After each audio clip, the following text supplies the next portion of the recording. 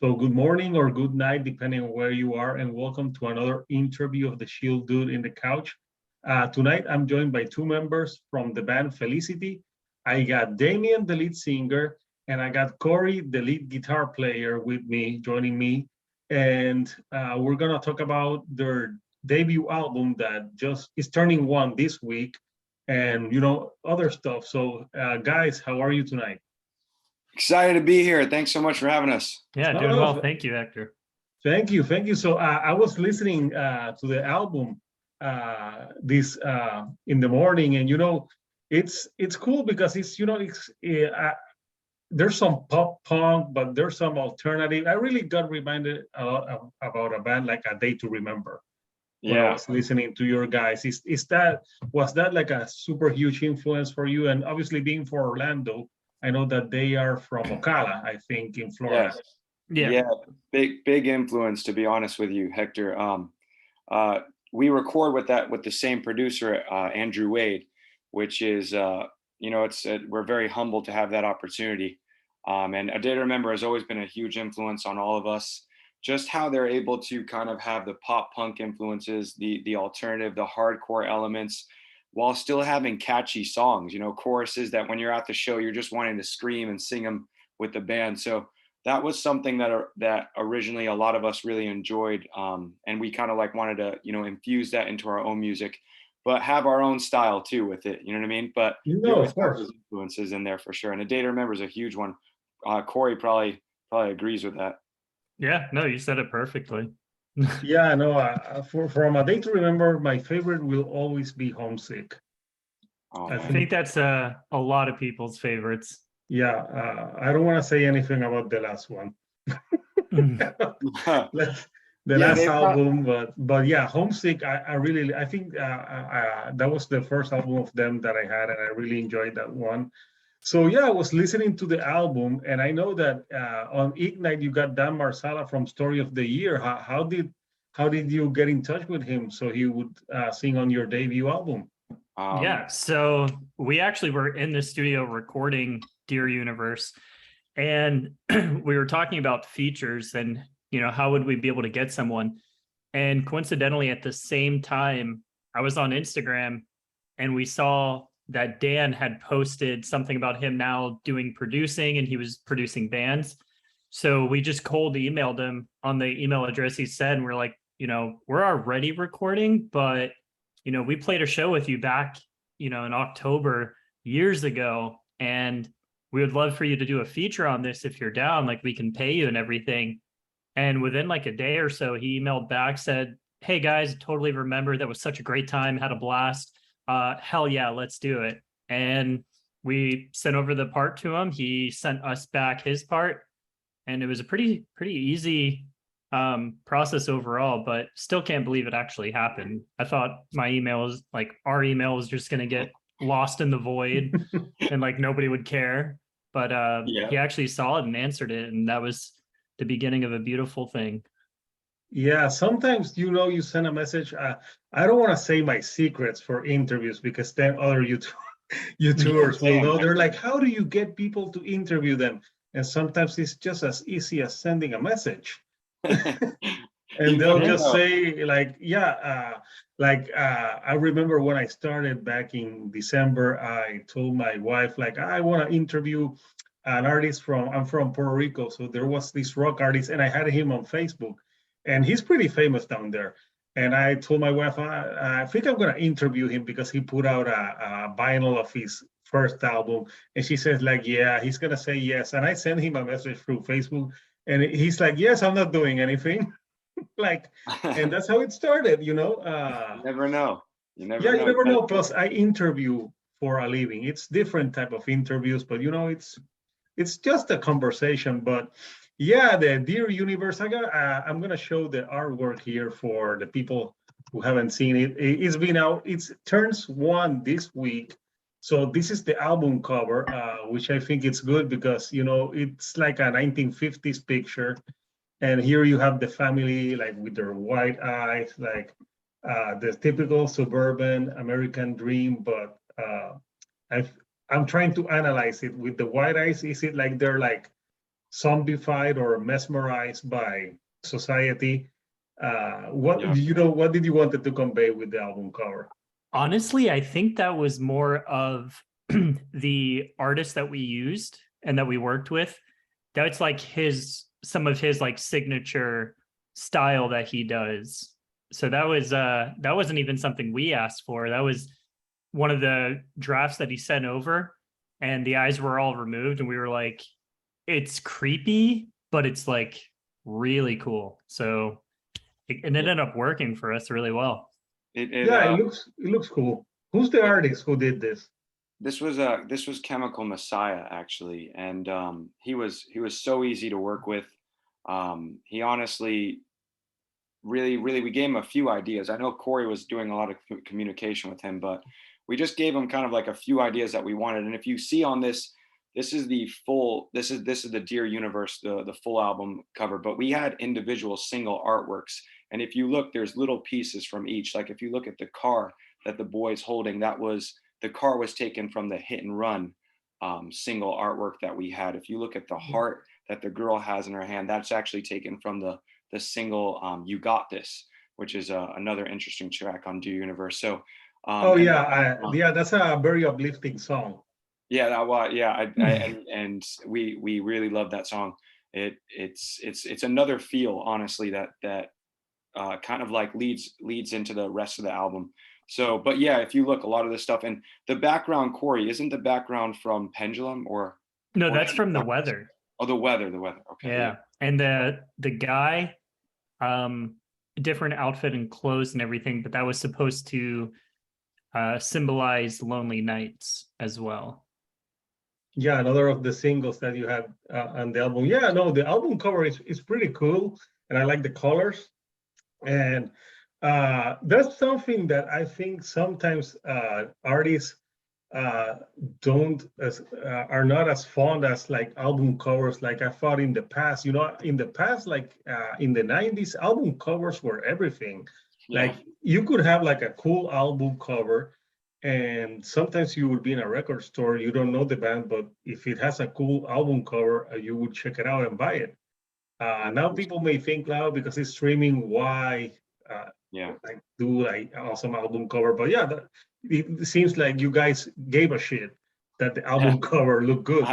I completely understand what you mean. A lot of the days, like people think like with streaming, it's like, oh, it's not worth it to spend the money and things like that. But the artist at the end of the day, the musician, like that spends all this money, takes all this time recording these songs.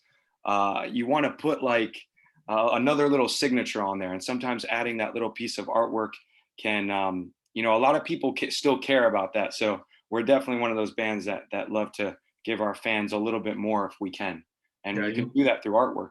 You cater to the old generation Xers. We bring them all. We got to bring the young ones, the old ones, like everyone together. So we do it. We try our best. Yeah. So how does it feel now? Does it feel like the album came out like a year ago?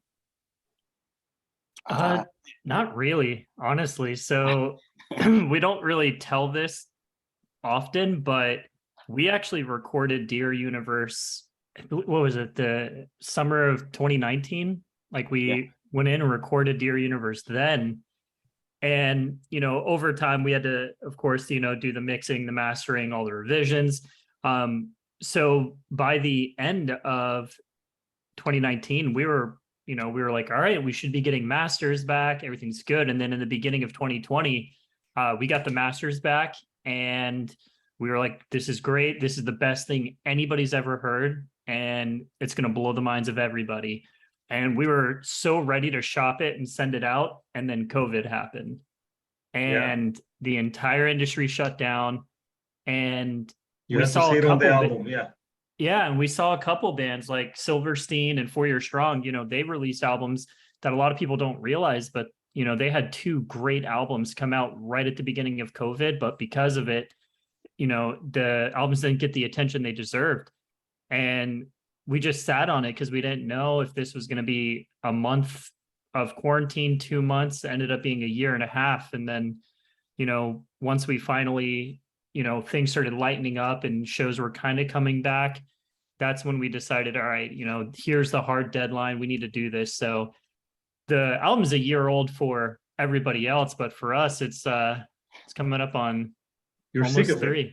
3. 3. Yeah. Yeah. No, Yeah, but no, not yeah, I sick was of it no, at I'm all. kidding. But I was watching your Instagram and you were asking people what song to play. You were like, no, we don't want to play that song. Like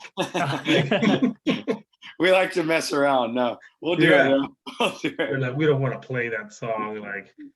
But yeah. So right now, you guys, the album's a year old for the people who got it, and for you, it's been almost 3 to 4 years. Do you have? Are you working on new material right now? Yeah, actually, this last year, we were in the studio. Some of this year too. So we kind of broke it apart. We wrote about 16 songs, and we're basically going to split them up. We're thinking about splitting up into an 8 and 8. So give 2 albums out. Oh, nice. Yeah, we're really excited about this new music as well. It's definitely has a different feel to Felicity. There's those classic sing-alongs on those choruses, the parts that you can get into, that you can remember, but there's a lot more elements that we've never done as a band. So we're really excited to kind of share that with the world and see what they think about it. So Nice. Like yeah, what type of elements are you Oh, wow. incorporating to your sound? Well, one song is very poppy, and I don't know. I would be very surprised if it doesn't end up on the radio. It's like if Let's Cyndi go. Lauper and Adam Levine had like a musical baby. That's You know? Cyndi Lauper and Adam Levine. Okay. Yeah, Nice. got Yeah, like that sounds perfect interesting. combination. I think that's the weird perfect combination. Yeah, we have Yeah. a very, very kind of like Southern rock, kind of like Southern grunge type of song Yeah. on there. We have a lot of anthemic parts, you know, very similar to like You Got This, except not solely acoustic. Like there may be an acoustic eventually layered in, but just a very anthemic, focusing on just those big swells, the big choruses, the big sing-alongs. And then we have just your traditional Felicity sad song, you know. Yeah. Some Yeah. of So us are you gonna like divide it? Like, are we gonna have like a first part this year, or will it be all next year? That's a great question. we're still working on those plans, to be honest with you. Yeah. But the hope to tell you the truth, the hope is to get, you know, a couple singles released before the end of this year. That is the hope. Mhm. However, sometimes things change, you know, with you know, getting the music videos complete, the distribution, you know, with labels and things like that. So the goal is to have something released by the end of this year. So hopefully that happens. Hopefully, yeah. So I don't know if this has been asked in other interviews, but the Felicity name, is it because of that show? You are correct. Yes, that is correct. No. Look, Did so? Yeah, I was gonna ask you. Did one of you went to college like stalking a girlfriend? And because that was you remember that show? It's about a girl that goes to New York to basically stalk someone. Is that what that show? I never actually watched that I've show. never seen an episode. Oh, you never seen Felicity? No. It was, you know, you remember it. Well, I'm older. Yeah, it was when it was Dawson's Creek, and then they had Felicity, and Felicity was about this girl that her high school crush moved to New York, so she decided to go to that college just because he was there. So it was a stalker. I actually, this story is quite interesting. I never heard this one before. I have heard that people have said that they said, is it after the TV show? But no, it is not after the TV show. We've had other things too, like people have said like the American Girl doll with Felicity. I think people have said like, actually some people did say, was it an ex-girlfriend and things like that. But actually, the truth is, I was reading this book. I think it was Robinson Crusoe, and one part in it said the name Felicity, and the band was kind of searching for a name at first. All the names we were thinking about, like everyone hated. And then I finally saw this word Felicity, and I saw that it was actually a synonym for the shirt that you have on, actually, Nirvana. Oh, which nice. is, yes, it actually means just happiness. Yeah, you couldn't have taken Nirvana. Yeah, I know. I mean, Nirvana actually is one of my favorite band names ever. So when I saw that Felicity was a Oh yeah. synonym of that word, 100%, like I was like, holy shit, guys, what do you think about this? And to my surprise, no one actually hated that name.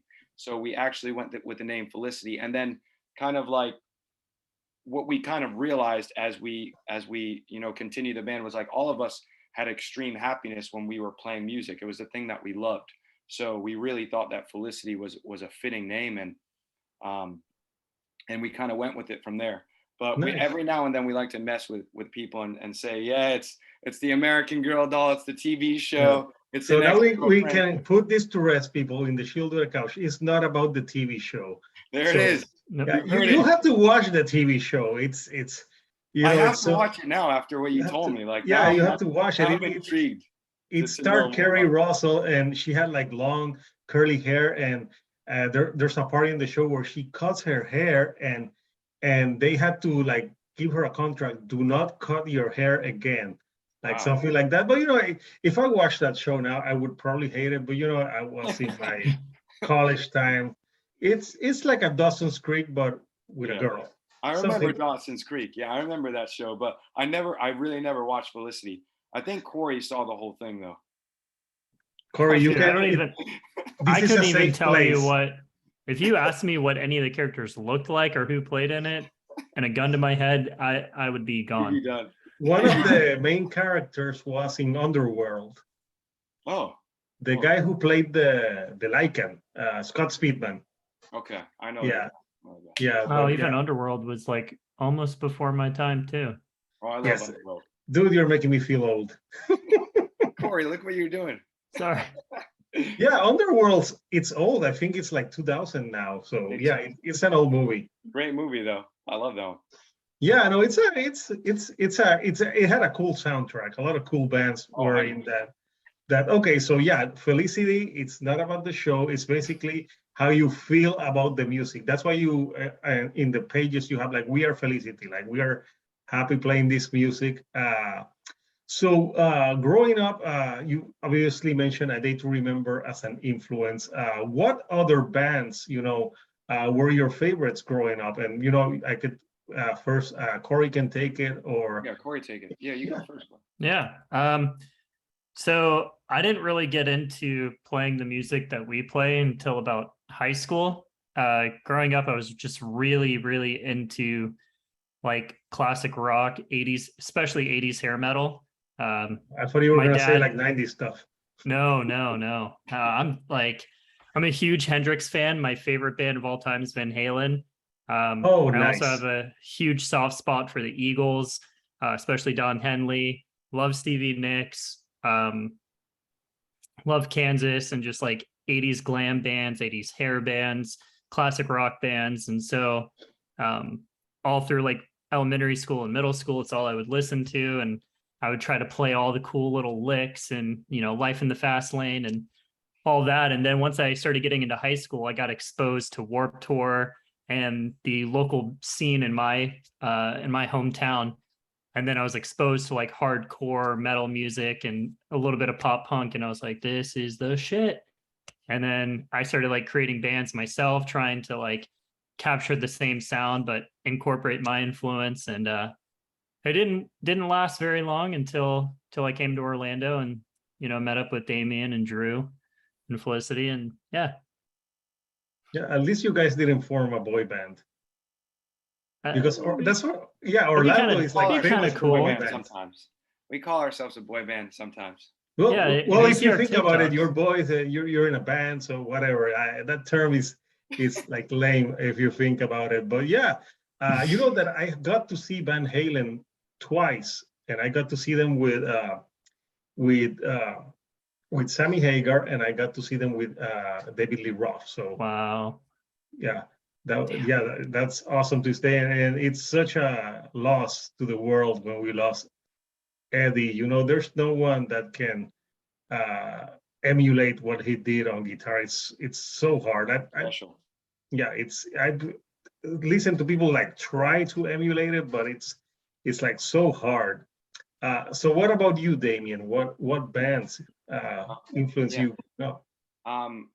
I'm definitely a little bit, I'm definitely similar to Corey, where I went through kind of phases. I'd say, like, at first, I kind of started listening. I was always listening to the radio. You know, growing up during my time, like the radio was where it was at. So I was always listening to the radio, and bands like Story of the Year, Simple Plan, all kind of bands like that were playing. Papa Roach were all over the radio. So I used to love listening to a lot of that. But then as I started getting older, I started to get into a lot of 90s and like grunge. That's where I kind of like discovered Nice. Soundgarden and deep tracks like Alice in Chains, Bush, you know, Nirvana, Pearl Jam, all of those type bands. And that's when I actually formed a cover band for a little while. I was in a cover band growing, you know, as I was growing up and like getting into a lot of 90s music, playing a lot of 90s covers. And then I started to kind of get like where I went into kind of what Corey said, like where the Warped Tour scenes and bands like you know, Silverstein, Beartooth, all of those, a lot of heavier music, to be honest with you. And so that was kind of like my kind of upbringing. So I've always kind of had like this pop feel. I've always loved the radio stuff, but then I've loved like this harder side, and I like 90s. So it's like all of that stuff I kind of like condense into my own self, if I have to like say like what I listen to and things like that. So I Yeah. went through phases, to be honest. Yeah, no, I think everyone went to phases. I still love a lot of the 90s stuff because it was like when I really got into music. Yeah. But then I listened to the new metal. Then I got into harder stuff. But I listened to everything. Just as long as it, you know, there's good and bad in everything. Just as long as you like it, I don't care. And I like some pop music as well. So, you know, it just depends on the mood. With the Warp Tour, you know that I never got to go to the Warp Tour. I went to Lollapalooza, Ozfest, but the Warp Tour was one that I would have loved to be in. I was talking to a band from Tampa a few weeks ago, and we were discussing like, oh, it would be so cool if they brought the Warp Tour back. 100%. Yeah. Yeah, and call it like rewarped, like Yeah. like just do it again. Right now, are you guys are you playing some shows soon, or like what does it look like right now for the band? Are you gonna hit more of the recording of these new two albums that you plan to release sometime?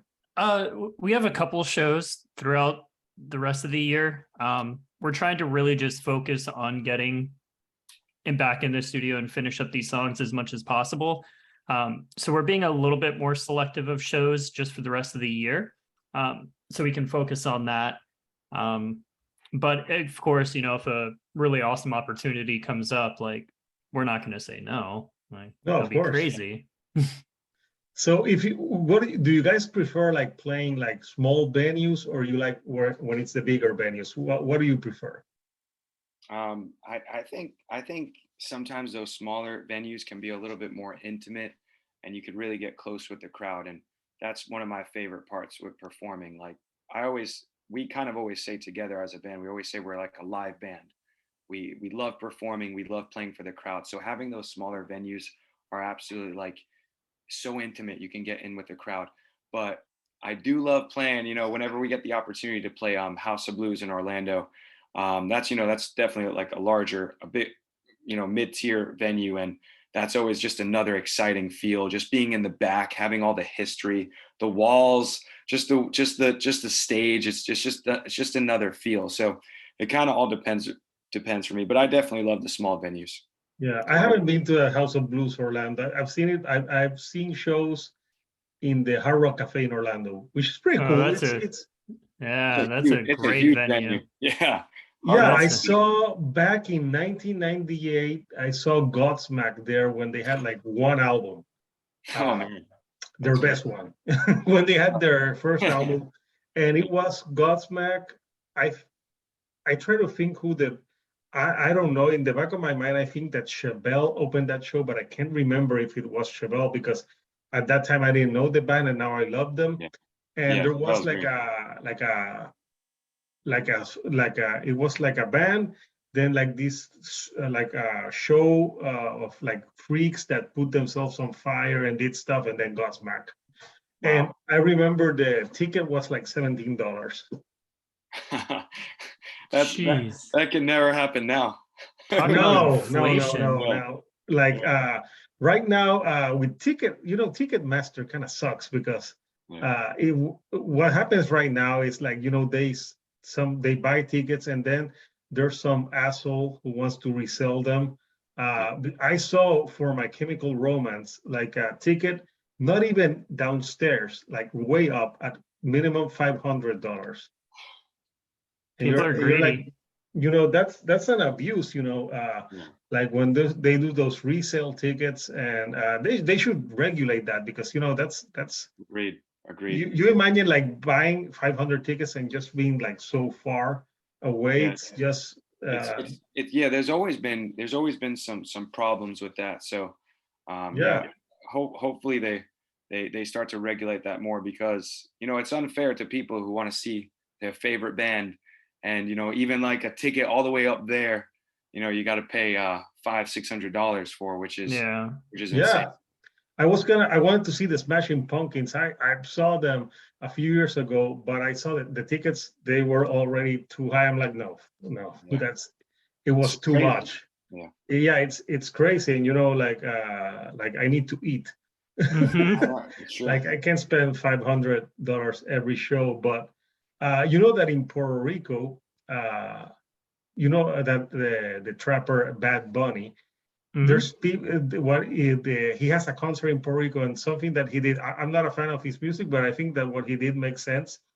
The tickets need to be bought people in the stadium because he doesn't want people like scammers from outside of Puerto Rico like buying them and reselling them. So he did that so people would go ahead and buy them, and that couldn't be done, which is cool, but it sucks because there's people doing like a free day line to buy the tickets Yeah. for him. I was thinking you might have Yeah. that And you issue. probably have a few people there who are saving money and they're probably going to buy, handfuls of tickets and then try to sell them on the corner before their show or something. Yeah, So, it's like really hard to control that. Like Yeah. you can do a lot. Like back in the 90s, I remember when Pearl Jam had that fight against Ticketmaster because they Yep. wanted, people to go see them, and they did like this tour in some off places. And I think it's something I really respect Pearl Jam for doing that because they're kind of right, because if you see right now, concert tickets are more expensive than ever, and I know that maybe they're doing it because of streaming, and artists are losing money in other areas, but it's the average music listener can't pay $500 for each ticket device. It's not feasible. Yeah. Uh, It's not right, because a lot of these people going to a concert is kind of therapeutic for them. It's very much therapeutic, especially with all the craziness that we've had. A lot of people, being cooped inside for quite some time. So everyone kind of wants to go to these shows, which is great, which is grateful for musicians because we crave that. We want people there. So having these insane prices doesn't really kind of help anyone. So I think that's why the small venues are good. yeah, you Because kind of can regulate a little bit more. They're usually not that crazy expensive when you play these smaller ones, but no, it sometimes depends. it's just door cover, if Yeah. that. Yeah, it depends how big of an artist you are too, though, because some of these big artists can't play these small venues sometimes. Yeah. It's not like Metallica's gonna play Yeah, the you can't- small bar, yeah, but it would be so awesome to see a bang as big as that in a small venue. yeah. I always thought about that. I said one day, if we get, to where we want to get, to do something like that would be very cool. So we'll see. Yeah, no, if I could build a time machine, I would go back to the 80s to see those bands where they were like Yeah, just in the club. Oh, yeah. crazy. Yeah, crazy. But there's some bands that I've seen from there's a huge band from Puerto Rico called Puya that they play like a metal with salsa, and I've seen them in small venues, and they played at Ozfest. So it just depends. But I would have loved to see like a huge band like that in Yeah, a small venue, but it Yeah. would have been so fun. So the album, for people who want to get it, do you have it on CD? Do you have vinyl, or where can people get copies of Dear Universe? So it's completely free to stream on all streaming platforms. But we finally, after a long, strenuous battle with the US Copyright Office and many other factors, we finally were able to get the vinyls printed. So they're currently in production and estimated to deliver in the 2nd to 3rd week of August. Nice. So I blame So- Adele. It's Adele's fault. Really? Really? I'm gonna No, have to because call of the her up. vinyl. Remember that the vinyl, she put out so many vinyl of her last year of her album that there was a back catalog for vinyl. I had no idea about that. That's crazy. Yeah, We're gonna have to talk to her. Yeah, Yeah, we're gonna have a yeah, discussion. call her like, hey Adele, what the deal? Yeah, why'd you do Corey, this? let's find that number. Corey, let's find that number. Got her Yeah, on speed, yeah. yeah, I'm sure she has nothing to do. She'll take your call. Yeah, no, but she put out so many copies that that's why some other albums were pushed for smaller artists, because she put a lot of vinyl, and like I don't know how many she sold, but it was too much. Yeah. Even with like not even just that, but the entire vinyl industry itself was severely impacted with COVID. And I know it's like sounds like a broken record, but I don't think people truly understand the severity of how much COVID really has impacted the different industries. Because we're not wearing masks, but you're talking about stage crews and stage companies that were out of work for a year and a half, No, it's people crazy. not going out buying Restaurants. merchandise, restaurants, manufacturing was halted because, unless you're buying it online, you can't really go to the store to buy vinyl, but you're not working. And if you're getting a relief check, are you going to pay your bills, or are you going to buy a $70 vinyl, So it really impacted the industry negatively. And it's nice to see that, things are starting to, get towards where they should be. So I'm just grateful every day that, like tomorrow with the show that we get to play, it's nice to be able to do that and not take it for granted, and understand that, a year ago we couldn't do this. Yep. And it could have lasted for 2 years, 3 years, but fortunately enough, we get to do what we love best. So yeah, I know. The Yeah. good thing is that the last time that a pandemic like this happened was in 1920. So that means it won't happen for 100 years. And I can tell you by certainty that we're all going to be dead by then. you don't know that. Well, I'm 44 now. I will have to be like super ancient to be Corey's a alive. wizard, though. Corey's a wizard. I'm just saying, what we've done with telescopes, who knows? Yeah, or maybe they can like freeze me and just like revive me again. that was a movie. I remember. I think Arnold Schwarzenegger or Mel Gibson was in that. I don't know. I think that it's a He few froze when he movies. came back later. There's a few movies where they had that they freeze them and they came back later. Yeah, at least it worked for the movie. But Definitely just for the movie. just for the movie. I don't think it's gonna like work in real life. So guys, I want to thank you for taking some time to chat with me, and hope you have a good show, the rest of the shows that you have. So people, soon you can get physically the album.